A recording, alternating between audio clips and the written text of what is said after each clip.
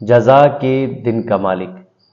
اللہ تعالیٰ تو ہر دن کا مالک ہے، یہاں پر جزا کے دن کا مالک کیوں فرمایا؟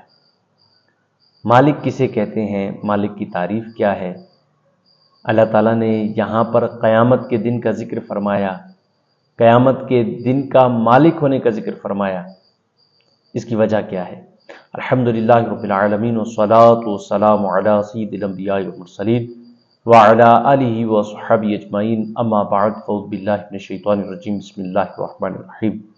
اللہم صلی علی محمد وعلی آل محمد کما صلیت علی ابراہیم وعلی آل ابراہیم انک حمید مجید۔ الحمدللہ آج ہمارا درس قرآن کا 11واں سبق ہے۔ پچھلے سبق میں ہم نے الرحمن الرحیم کی تفسیر مبارکہ سنی، آج مالک یوم الدین کی تفسیر مبارکہ سنیں گے۔ اللہ کریم سے دعا ہے کہ اللہ کریم حق سچ بیان کرنے کی توفیق نصیب فرمائے۔ مالک یوم الدین، جزا کے دن کا مالک۔ جزا کے دن سے کیا مراد ہے؟ جزا کے دن سے مراد قیامت کا دن ہے، بدلے کا دن ہے، حساب و کتاب کا دن ہے، جس دن ہر نیک عمل کرنے والے کو اس کی نیکی کی جزا دی جائے گی، اور ہر گناہگار اور کافر کو اس کی سزا دی جائے گی۔ یاد رکھیے گا، گناہگار مسلمان جہنم میں داخل کیا جائے گا، لیکن جب وہ اپنی سزا مکمل کر لے گا پھر اسے جنت میں داخل کیا جائے گا، لیکن کافر ہمیشہ ہی جہنم میں رہیں گے۔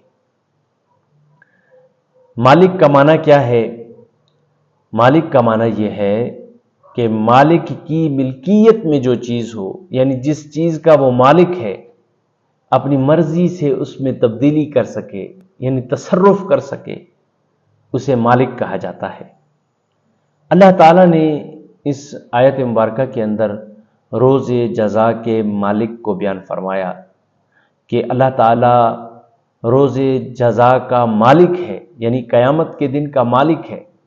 حالانکہ اللہ تعالیٰ تو ہر دن کا مالک ہے، یہاں پر خاص کر قیامت کے دن کا مالک کیوں فرمایا؟ بزرگ مفسرین اکرام ارشاد فرماتے ہیں کہ یہاں قیامت کے دن کو اس لیے ذکر فرمایا تاکہ اس دن کی اہمیت دل میں بیٹھے۔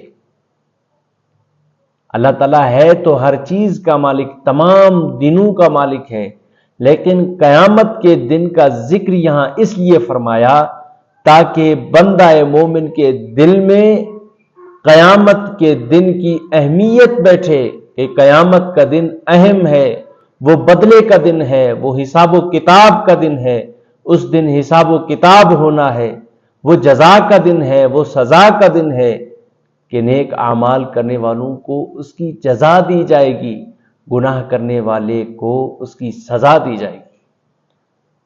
نیز اس میں مفسرین کرام یہ بھی ارشاد فرماتے ہیں کہ اللہ تعالیٰ نے قیامت کے دن کا مالک یہ ارشاد فرمایا اپنے لیے کہ اللہ رب العزت قیامت کے دن کا مالک ہے۔